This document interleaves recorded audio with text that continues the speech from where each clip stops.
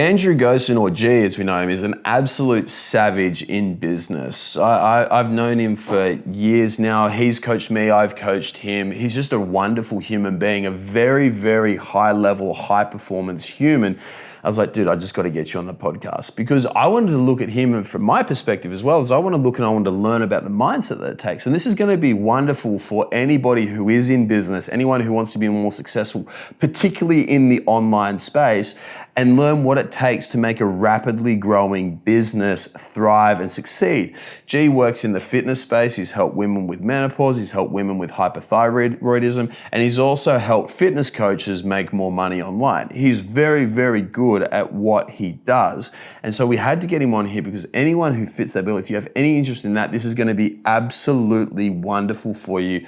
There's so much knowledge that's going to come out. Because what we do and we cover in this is we cover the key mindset changes we need to make in order to be successful.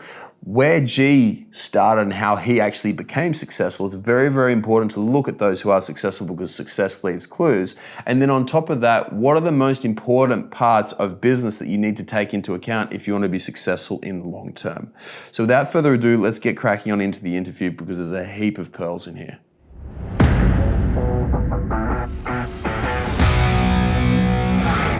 Easy, man. We're live. Let's do it. So, bro, obviously before we were just on, we were just discussing, the real reason why I wanted you to get you on is because you're dominating, right? You got businesses, multiple businesses online, which are making between 7 and 8 figures and they're doing pretty fucking well.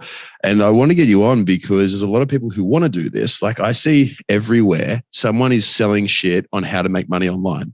Like just today, I saw someone that I know has not made $1 online selling it like a course or trying to talk about how to make money online. And so I was like, fuck, why don't I get someone on who actually knows how to make money properly, but also like look at your mindset and like how you actually got started. Because a lot of people think that it's just like, oh yeah, you just run some Facebook ads and then you just make money. But there's like a whole massive mindset of it, man. So that was like the big thing I wanted to get on. But like with you, obviously it started very, very young, like your journey into entrepreneurship. Could you run us through like, what was your first moment of business? And there's a lot. I mean, I can't remember the very first one. I've always been super, super entrepreneurial. I think like throughout school, I was always wheeling and dealing, trying to sell things to people. And one of the first things that I did, my mum, she likes to collect things. She likes to buy shit. And we were at a fair and people were just selling off like loads and loads of blocks of chocolate, right? And they were coming in like those charity cases where, you know, the effectively cardboard box that people carry around. And my mum's like, she can't turn down like a discount, right?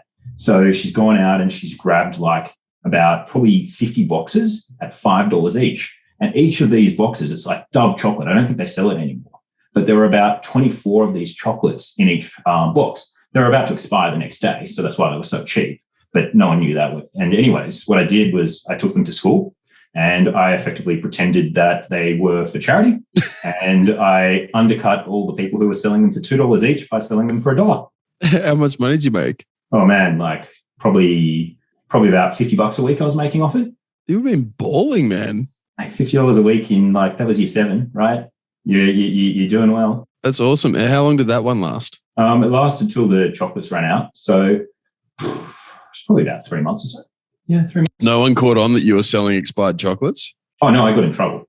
Like we had like a homeroom where, you know, a teacher kind of picked up on it and she just started asking me questions. And, you know, I was like, no, they're not for charity. But she found out from someone else that I did. So I was told I couldn't do it, but I've always been a bit rebellious. So it didn't really stop me. I just hid it from it. That's that risk taking, huh?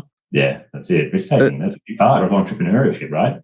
I mean, no one talks about that, hey? Everyone talks about mindset, but it's like no one considers the idea of like, you have to go in willing to lose it all, right?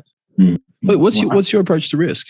Oh, like I used to be a professional gambler. So, you know, like risk, I love risk. It makes me feel good. It makes me feel alive. Like it's what keeps things exciting, right?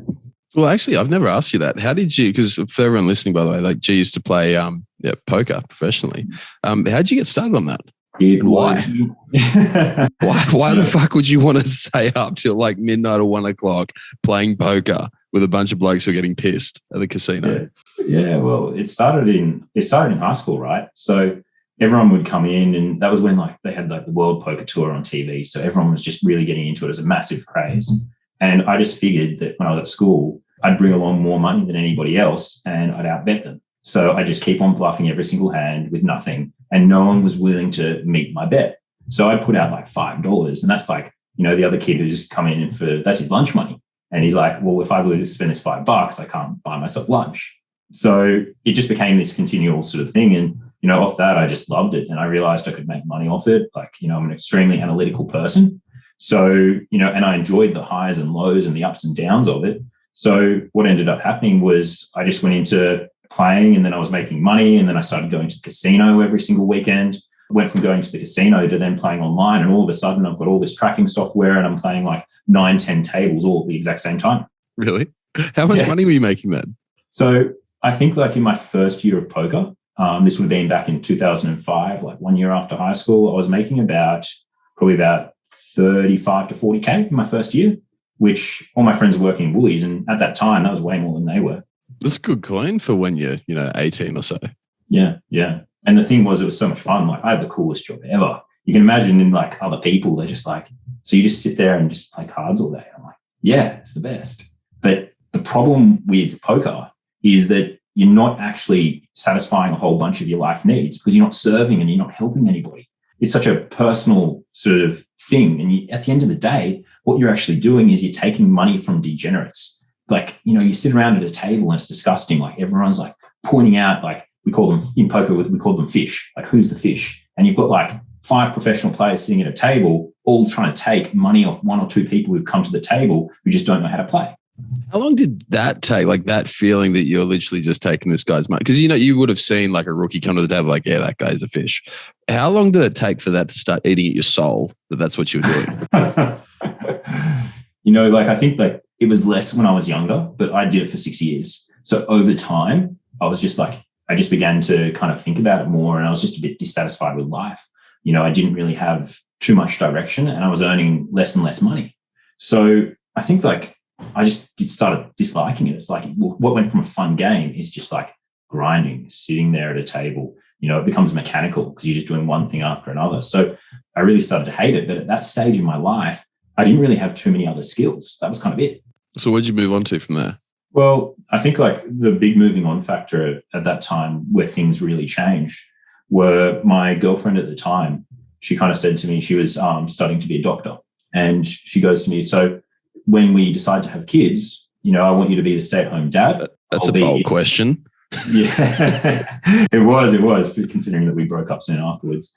But it just like really got me thinking. And there's something, for me being a man, where I was like, all of a sudden I was like, geez, like, I'm not going to be the breadwinner. I'm not going to be a person providing. What's my life becoming, Why do you think that was so important for you to be the breadwinner?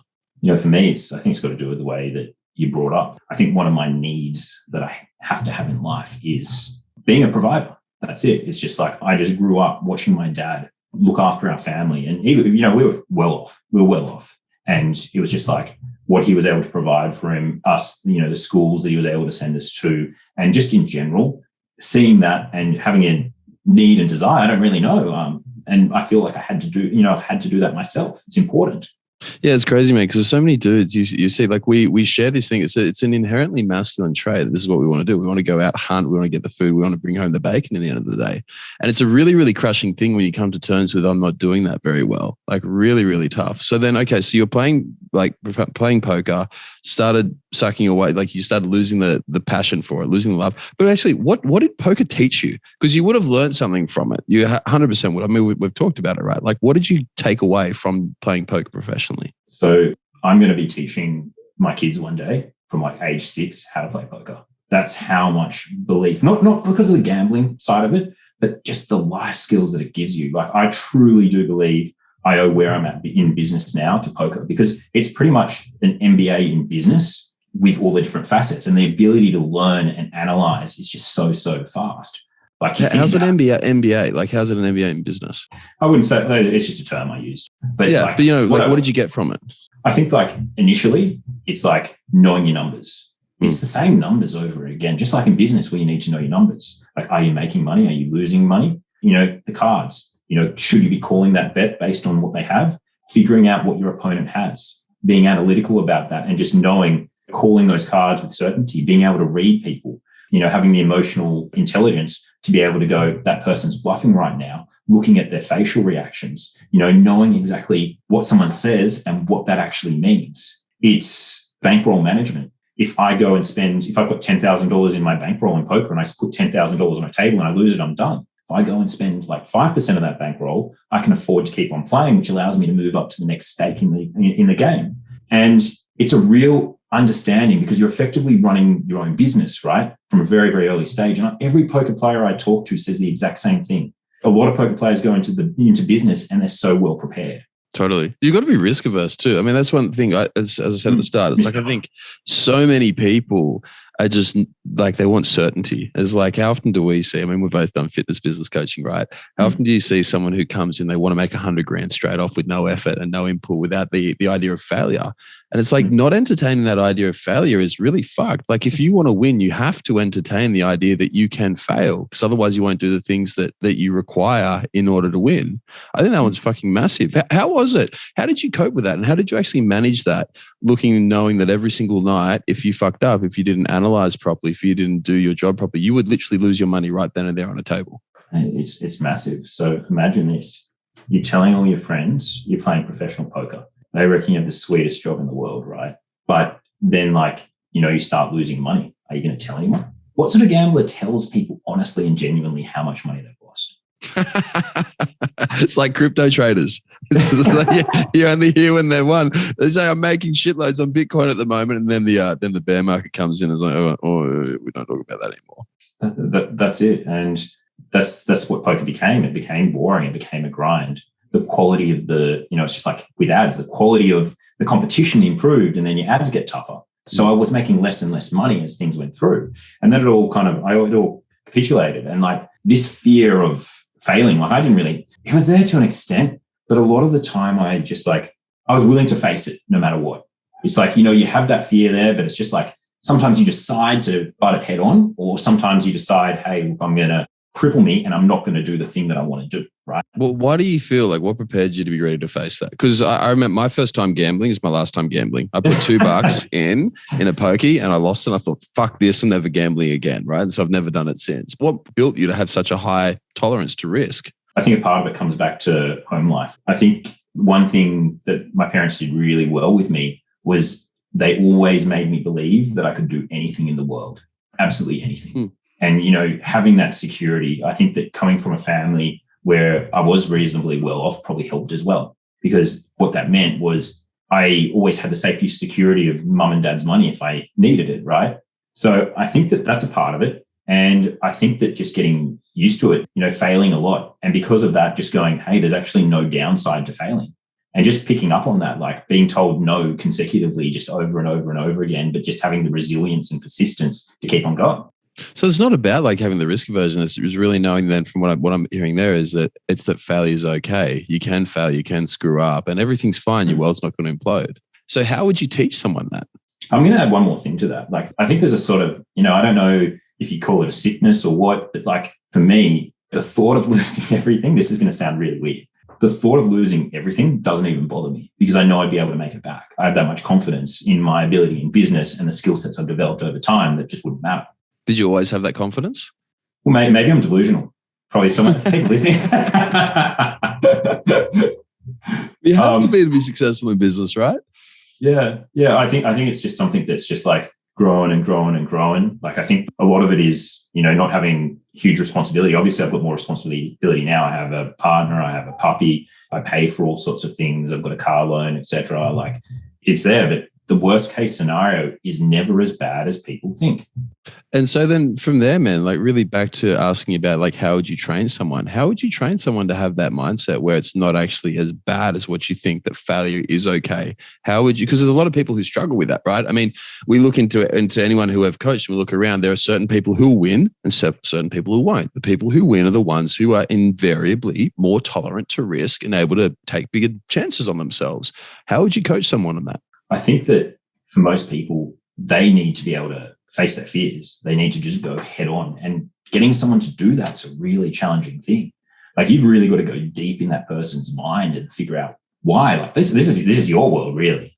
Like like as a coach, I can give someone the technical skills, But like the difference between someone who's succeeding and failing in our program often comes down to their mindset. So for me, it's just like, and perhaps this is something that I can do better, but it's like, I'm sure you have another answer that's going to completely trump what I do, but it's just constantly reinforcing the fact and teaching people that the worst case scenario is never that bad, and asking people to talk through the process of what happens if they do lose all their money, or in this case, not all their money, if they do lose $100 in a week when they're paying for ads on Facebook. Totally. It's something about that, man, which is really cool. I actually love what you said about, because we haven't discussed this before, about if you lost it all, everything would be okay and everything would be fine. So, I mean, I look at everyone who's successful. There is that sense of certainty, even with uncertainty, as much as that sounds like super paradoxical. But if you look at people who can't get out of their own way, it's because they're so anxious and so uncertain about the future and what they do, and they just won't ever back themselves. I think that's massive. It's like, how would you, I'm not asking you to answer now, but it's a really cool thought. How would you teach somebody to become okay with failure and learn that fucking up is okay? Because you've had that since you're a kid. Like, how could you shift someone? Because not everyone had that sort of upbringing, right? As you said, you're super privileged. You had amazing parents who were super switched on. Not everyone had that. In fact, I've coached a heap of guys who've had absolute shitbag parents, right? Who are, obviously they're humans just trying to do the best that they can, but they were pretty fucking lousy as being a human. It's like, do you have any idea how you could help someone like that shift into that mindset where failure is actually okay? I think this is kind of like out of my scope. Like, it's something that I'd love to know more about. And I really feel like this is the sort of shit that you do with your guys, right? Yeah. You really help men break through barriers. So like, I think you're far more qualified than me to kind of go into that. But I was just hoping you had something I didn't know. I wanted to learn something more. But I say it all the time. I look at like you, and then I look at like Matt Boone, who hopefully we'll have on soon, and then Sackle, and then the guy Marcus, big jacked, mining contractor.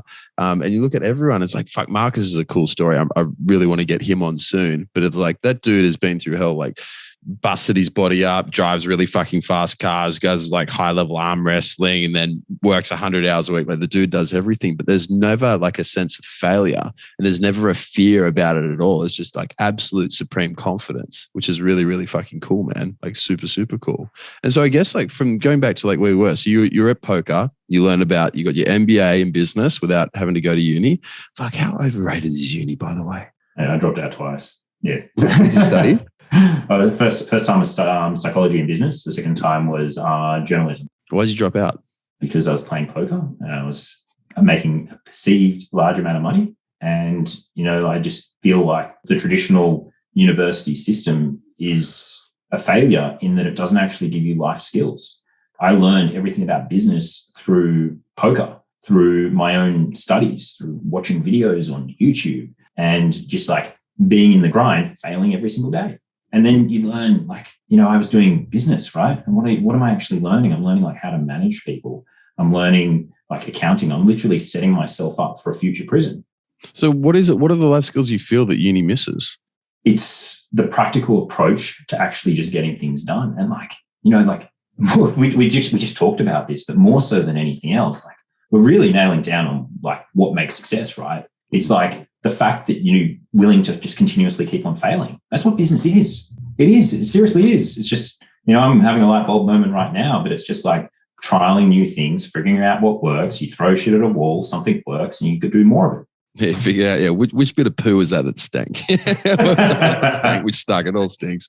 But which bit actually stuck? Yeah, it's crazy because I totally agree about uni. And uni, it fosters this weird, I find anyway, this weird attitude of entitlement. Like when we were hiring for guys to come and work with us, we found that the people who just went through the school of hard knocks were so much more qualified in a lot of ways than the guys who've gone through and done degrees. Like I've literally talked to people who've got degrees in psychology who have no fucking idea about life or like how someone works. And I've got someone who's been through like a heap of their own bullshit and came out on the other side who is immensely, immensely valuable. It's crazy, right? Yeah, absolutely. There's I just feel that like, everyone has a desire as to what they want to achieve. And I think like I have a good understanding of the psyche of what goes into uni. I went to North Sydney Boys, which is a selective school. So it's really only the top 5% of the population who get into that sort of school. And the way that they trained you, the way that they trained you to think, it was that mentality of, hey, you're going to go out there and be a professional. You're going to be a doctor. You're going to be a lawyer, a dentist, psychologist, whatever that is. And, you're effectively going to day to day, you're going to work your ass off, particularly accountants, actuarials, right? 60 hours a week. You're going to have no life. You're going to be miserable. And your family life's going to suffer. Every part of your life suffers because you don't have the freedom to get away from that job that, that skill that you've built up. And it kind of pigeons you into a certain lifestyle, which is really beyond your control.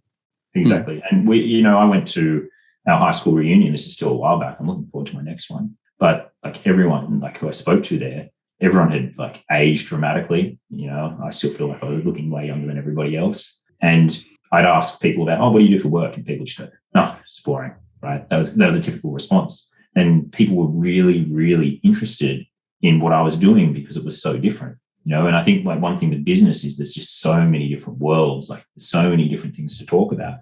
It's a really good feeling to know that the direction that my life had gone. And I mean, it's just sad that I think that, the way I viewed like some of my friends and the directions that they were going, they just feel trapped. Yeah, it's funny, isn't it? Because you look at like, if I had got, like I think, what did I get in my ATAR? I got like 91 point something in my ATAR and I needed 92, I think, to get into the course that I wanted. Mm-hmm. If I had got that, I would have been a doctor right now.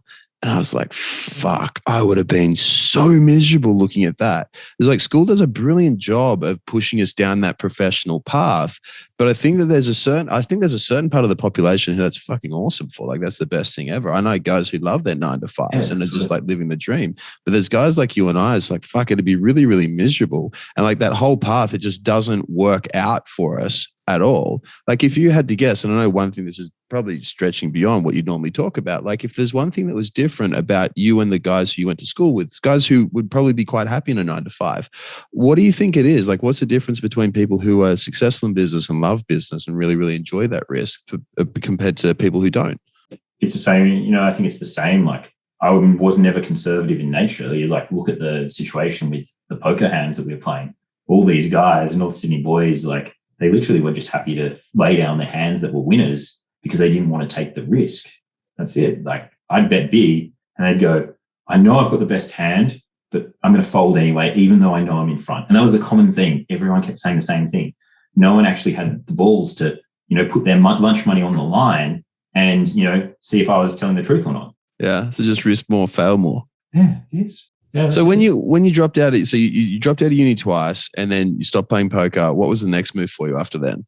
Well, I'd always been the chubby, overweight kid in high school. And, at that stage, I just broke up with my girlfriend, needed to get myself in shape. And it was then like my business partner, AP, who kind of said to me, hey, mate, you're getting really fat. And I was like, yeah, I am. It's a good friend. It's a very good friend. I appreciate it. And he got the action out of me. Like direct people like you and I, we respond really well to really blunt feedback. And he just said, you're getting overweight. Why don't you come to the gym? He was a personal trainer at the time. So he got me in the gym. I started training with him every single day. He gave me a nutrition plan and I got shredded to pieces. How'd that feel? Going from the chubby kid to shredded? Yeah. I remember I was walking home. This is when I was still with my my girlfriend, and I had 2 girls approach me and they're like, do you want to have a threesome? I was just like, I would love to, but I cannot. You didn't break up with her then and there? Well, this is one of the catalysts for breaking up with her as well, right? Did you at least get their number and then finish it later? No, they were travelers. They were Swedish girls just up in Byron Bay. So it's just a one-time opportunity that I missed out on. That's right. Those things happen.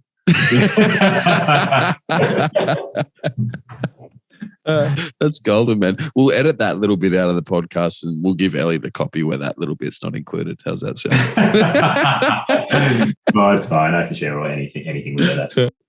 She's awesome, man. All right. So you're getting shredded to pieces, and then what was your next move? Yeah, shredded to pieces, and then I was like, I'd finished up with poker. Like, I had pretty much poker came to a sudden halt when I lost a huge amount of money. Oh yeah, please tell us about that story as a cracker. Please tell us about that. Yeah. So pretty much, I was, I think I have to explain first, like where I was, because I became a personal trainer. And this will create context for the next part of the story. And I effectively, Andrew was a personal trainer. I was like, what the fuck am I going to do with myself? And I was like, okay, well, I suppose, I need something. I love this. I love the way I feel. I want to help other people feel the way that I'm feeling right now. And, I was just like, I didn't have anything else to do. I'd started losing money at poker right at this stage. So I kind of just wasn't making as much. I think like I was in about my 5th year of poker at this stage, and I was still earning a similar amount to what I was in my first year. And that just becomes sad at that stage. It's probably a little bit less, if anything. And it was just getting tougher and I hated it. So then I was like, well, I'm just going to become a personal trainer. I can do this 8-week course, bang. I'll have some work doing something that I absolutely love, and passion took over at that point in time. So I suppose I was a trainer and I'd been going for about 1.5 years. And I just think there was something that left me unsatisfied. Like I was working for a company, it was like a vision personal training, and really long hours, getting up at 5 a.m., doing a split shift, going back, being there till 9 p.m., not having any sort of real life outside of work during the week. And there was just something missing. I wasn't like quite into business. And I think business has always been my number one passion. So I kind of just started playing poker again. And I remember, while I was doing this, and I was just kind of doing it for fun. And then all of a sudden I made like 40K in the space of like 2 months. And, that was big money at the time because personal training was paying me like 50K a year, right? And then to suddenly pick up 40K in 2 months, and I just went fucking wild, right? Absolutely wild. I'm like, what does wild entail? Wild means that I was going out to party all the time because I had loads of money. I started getting into business. I like bought a car, and then I went out west, bought a car and sold it for $5,000 more, like over in the beaches here where I live in Northern Beaches. I went into King's Cross and I paid in advance for a 3-month stint there. And because I was in King's Cross, like every night of the week, there was someone else there in the city. That's a typical downfall, isn't it? Moves to King's Cross, everything goes to shit.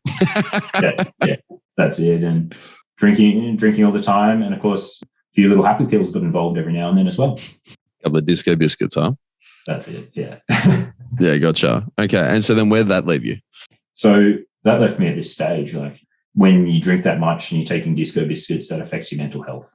You just has to at some stage. And I think that like feeling like shit all the time, apart from when I was partying. And I remember this night like so vividly, but I was kind of like a little bit rattled, a little bit anxious at the time. And it was my sister's birthday, and we just had dinner at like a Chinese restaurant in the Cross sort of area. And I remember having such a fantastic night.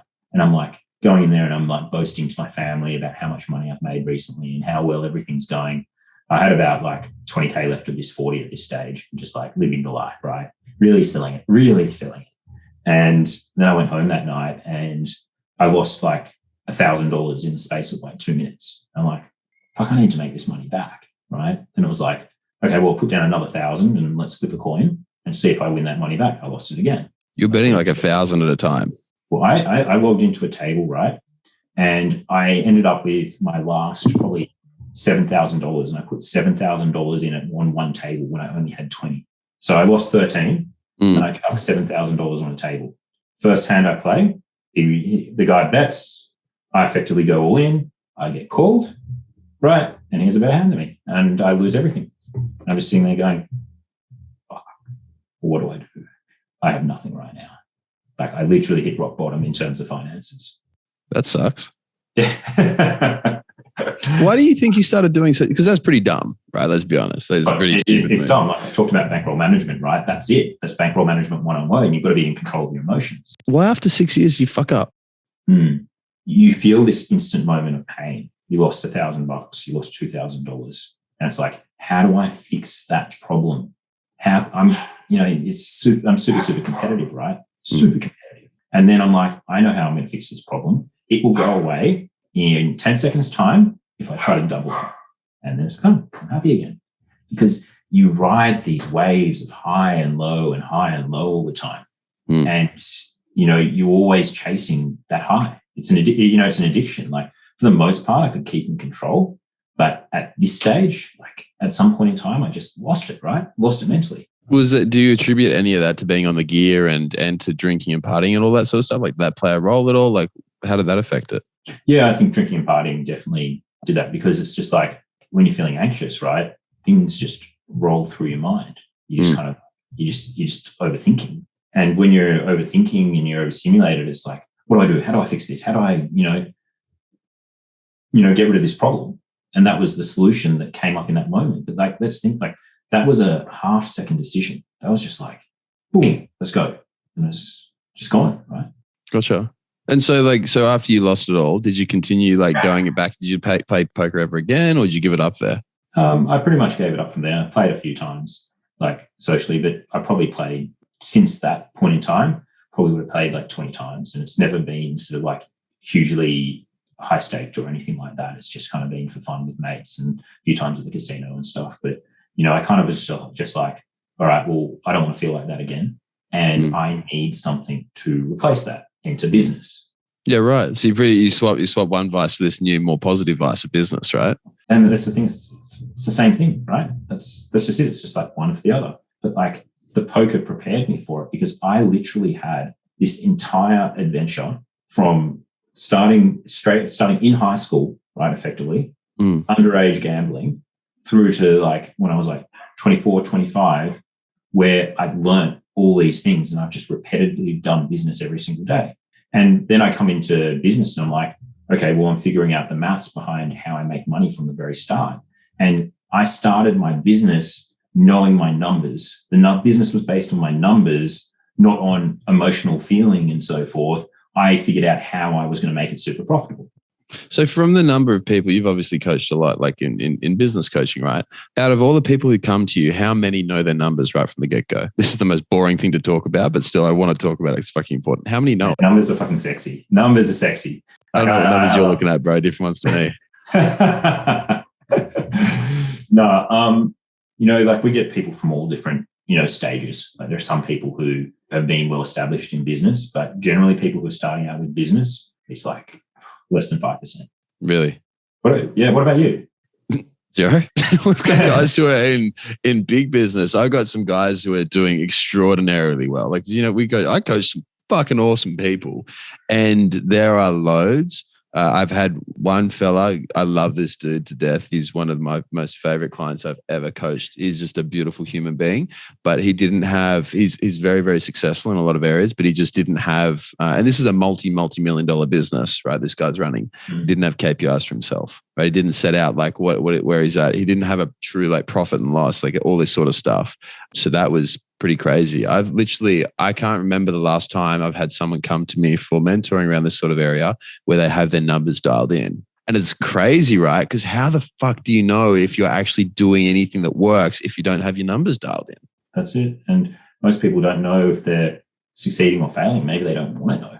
But that's like how I started things. It's just like, it's a business plan. You want to put your head in the sand. Well, most people start business because they're passionate about something. Like how many times have you heard, like I heard this not that long ago, like I was talking to someone, I played beach volleyball, and the guy was like, yeah, I'm going to sell childcare, so stuff like prams and strollers and cots and beds and all this sort of stuff.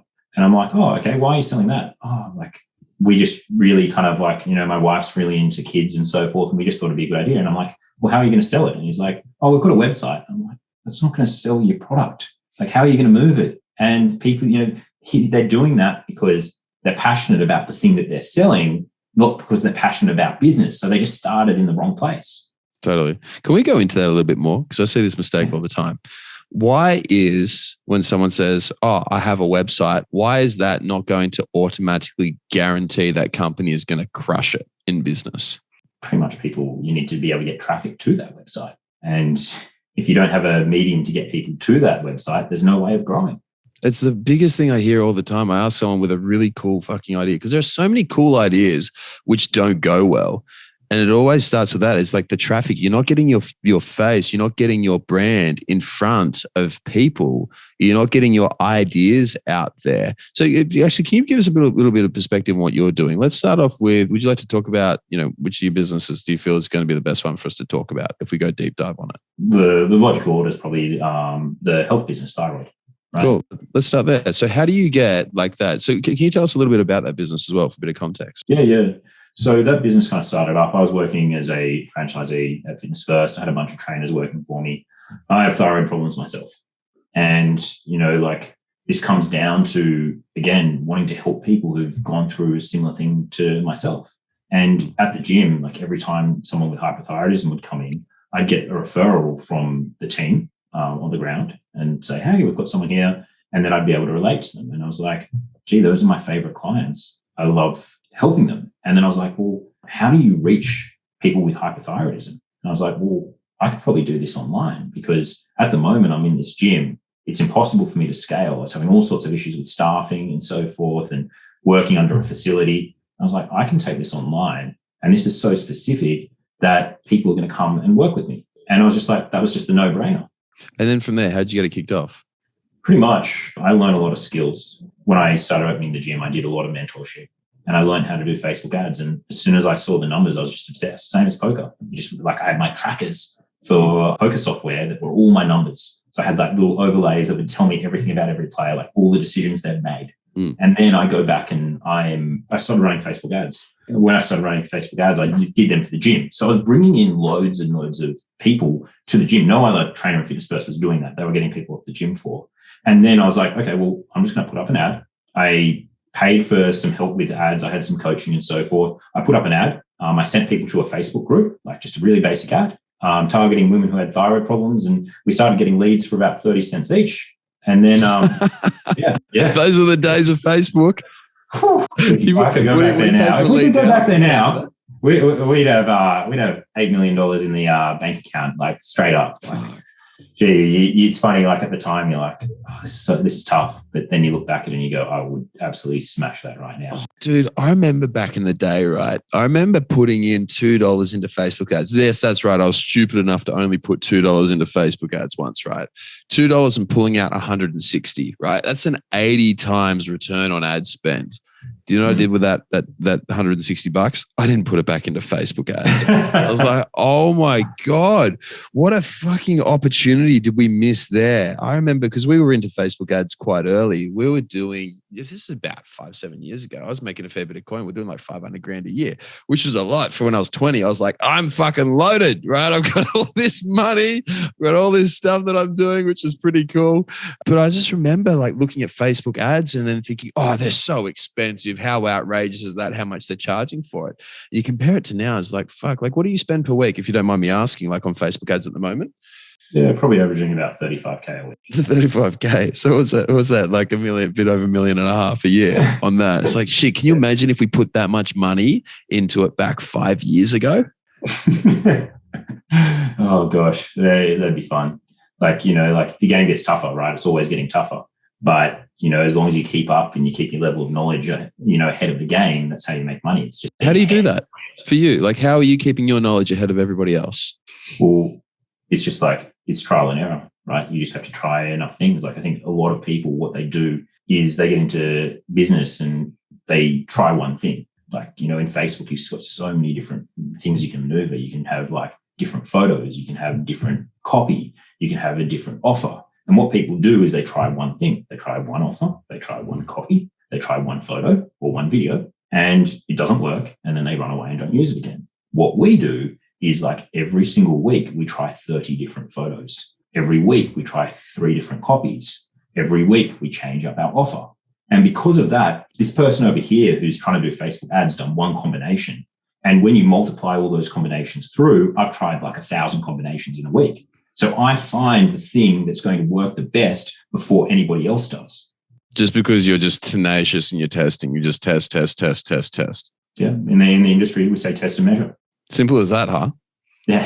Why do you feel more? Because it's super simple, right? Like the simplest, easiest way, we do something very, very similar to that, obviously, because I've learned a lot of it from you. So why do you feel most people don't? I think it comes down to people being overwhelmed, not knowing what to do. They generally look at the technology and they go, how does this work? It's a fear of, it's a fear of failure. Like when you did yours, you put in $2 and like you didn't really have a strategy in place. You didn't really kind of think of the numbers. It's like you put $2 in, you pulled out 160, right? Or was it 80? One of the two, doesn't matter.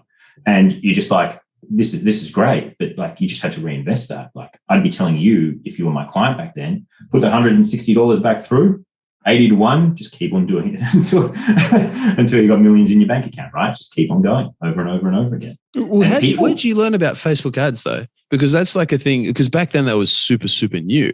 And it's not like you would have just picked it off the street and just because like you're smart, man. But like that's an idea. Like where did you get the idea of going into Facebook ads and bringing clients in that way? Okay. So I think that hiring mentors, and there were just courses that showed you how to set them up. And I was very lucky that, well, I wasn't lucky. I suppose like I just really utilized the mentors I had. I was like, hey, how do I do this? How do I do that? I was a real pest. And it's just constantly asking questions. And in the mentorship program, I was definitely, I always think that whenever I do a mentorship program, I'm probably always going to be in the top 1% of students who go through it because I'm the person who's going to use the information I've got, try a million different things. Now, I think the big thing with this was I started to try things on my own. I hired lots of agencies to run my ads. And every single time I hired an agency, what would happen is they'd set it up. I'd go through, I'd see exactly what they'd done. And then I'd just have a mission because I needed to beat the agency. Got to show them up. And I've never had an agency that I can't beat because I understand more about, ads. I'm willing to try more things. If you go for an agency, like a lot of the time what they do is they'll spend like 1 hour a week on your account. I've seen what they've done, and then I've taken my 10, 20, 30, 40 hours, whatever I want to do, figuring it out. And I'm just constantly, my mind works in a process where I'm going, how does that work? How do I fix this? How do I make it better? So just constantly understanding and analyzing absolutely everything. Yeah, it's the level of analysis, right? That's another big factor in business. It's like, okay, what did this work? Why did it work? How am I going to do it different? What am I going to try? And if you constantly think about that, you're narrowing down the cases. It's like the same thing with photos. Like it's not just about trying different photos. I know that if we're doing food photos, for example, that things that are green and eggs absolutely are winning right now. So what do? I try 10 different photos of green and eggs because, there's that element of not just trialing like things at random. It's actually just like getting a bit of an understanding and getting an idea of what I expect to work. Yeah, that totally makes sense. And so, okay, the next thing after that, how do you train people onto getting that mindset? Do you? So I think that, again, for me, the way that I really coach that is I'll talk about what I've done. And, I'll often use that as a bit of an example about how I'm doing my accounts. Like, that sort of stuff that I'm just telling you about now, I show them literally in my account how I do it. And I let them know that the reason I'm successful is because of this. Right. So people need to know what's possible. I think that's the big thing. People don't realize the possibilities out there. They're closed-minded. They're thinking about the now. And I think like they're emotional. This didn't work. They get angry. Whereas you've actually really got to take emotions out of it and you've got to help people think logically. So you're talking like the difference between thinking short-term and long-term. Yeah, it's the same thing like, in weight loss, which we're both very familiar with.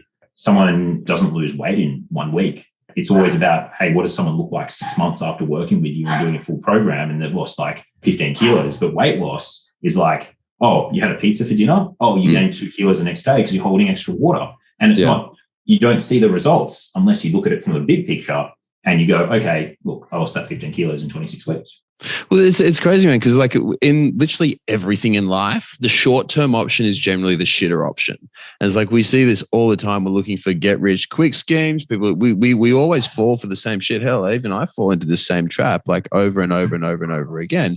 But it's just like that long-term is the most important mindset to have in absolutely everything. So I guess actually one thing I wanted to ask you as well, man, if you had, so obviously in this, we're going to be having a heap of guys who are watching who are either in business and wanting to scale their marketing or wanting to get into business.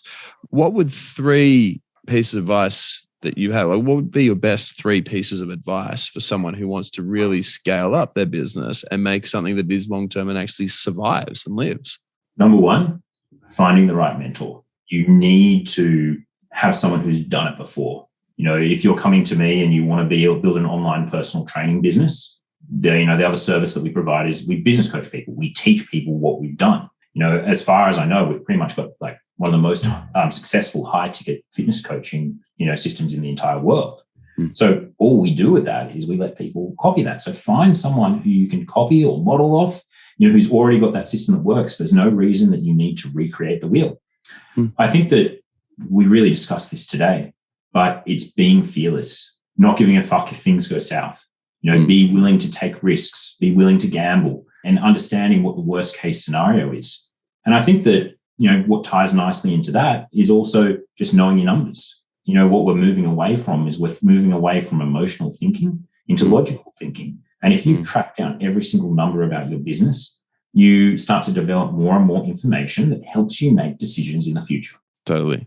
That numbers one's absolutely crucial. But I think like the biggest one out of this, and one thing I've like looked at you and the way that you've lived and the reason why you got to where you are, it's that risk, huh? Like the risk and and even with the risk in going out and paying a mentor a shitload of money. The funniest thing, like we both spent fuckloads of money on mentors. I couldn't tell you. How much do you reckon you spent now on mentors all up?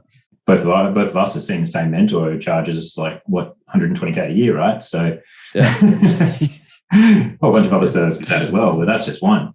Have to be close to like 300, 400K. Yeah, I think it'll be approaching about 400, 500, somewhere around that. It's a lot of money. Fuck, it's crazy how much of that you make back. Yeah, well, that's it. It's just an ROI and it's a skill set. And part of that mentorship defeats the fear of failure, because if I lose everything tomorrow, which wouldn't be a problem for me, I have these skills, this knowledge that I've built up. I know that if shit went south and I had no money left, I'd just go talk to you and be like, hey, James, I'm running your ads. You're going to pay me $5K a month. And just be like, yep, you're that. Right? No brainer. It's crazy, man. Most people will invest. This is one thing I've never got. Most people will invest in the stocks before they'll invest in themselves. Like what type of return does the stock market get you? Like 7%. I got a great funds manager and it's 7%. But it's like, if you invest in you, what do you reckon your return on investment has been from investing in your own education, your own knowledge? You can't even put a number on it because it's like, it's endless. It's still going, right? But even to this stage, how much do you reckon it's been? If you had to guess, like if you look at it as a number, it's a pretty high percentage of the profit I've made in my life, right? Like huge percentage of it.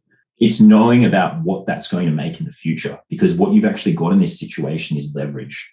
You've had a huge amount of revenue come through, but like we got a mentor, right? And then we got a more expensive mentor. There's one for 120K, right?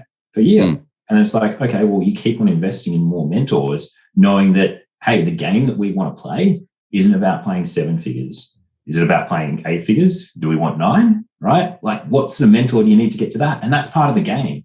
Business is a game. I feel like you get to play Monopoly every single day, and you just keep on winning and winning and winning. It's easy in a Monopoly. Right? Well, I'd bet on you, right, to make $100 million, like to hit 9 figures, right? To have a business which is over either exits 4 or something like that. Like, fuck, if anyone's going to do it, you're going to. What motivates you to actually want to do that? Part of it's like an innate competitiveness. It's just like, is it even about the money? No, not really. It's like, I think it's money represents the game. It's like, how much money can you collect? Even then, it's just like, some people are profit driven, some people are revenue driven. And, the way that you get to 9 figures really quickly, you're not going to get there by taking out loads of profit and living this luxurious life, right? You have to reinvest that money. That's how we're going to hit 8 figures later this year, right? And that's how we got there in the space of 4 years, because we keep reinvesting in coaches, money back into the business. We know that when we run an ad, we get a 5-to-1. So what do you think I'm doing? I'm pushing that button on my Facebook ad and just, dumping that money through and getting 5-to-1 back every time. So money's not the goal in the end; it's the yardstick.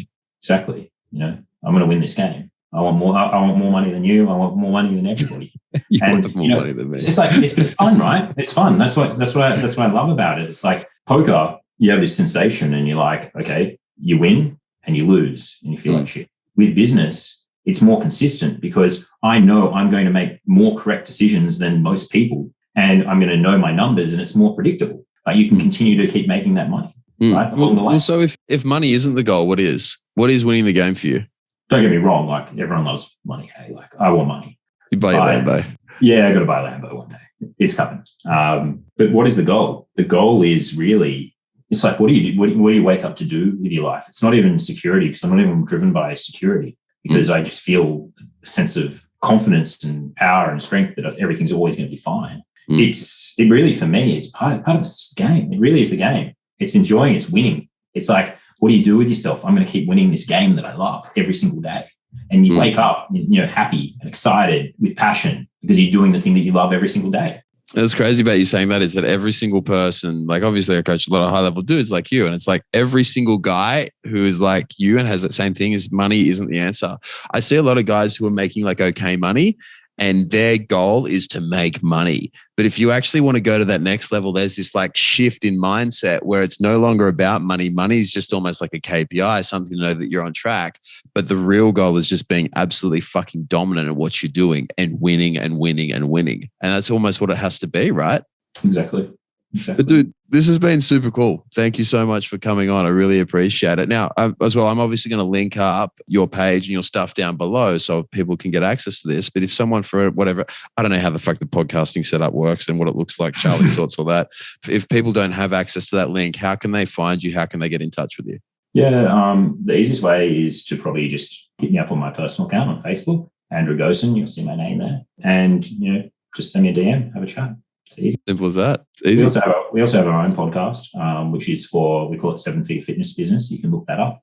And that's really about helping, fit pros build successful fitness businesses just like our own, and just gives all of information. But it's more than just fitness. It's actually life skills in business. So I think that'll be a really great watch for anyone who's really interested in, understanding more my mindset and how I approach business.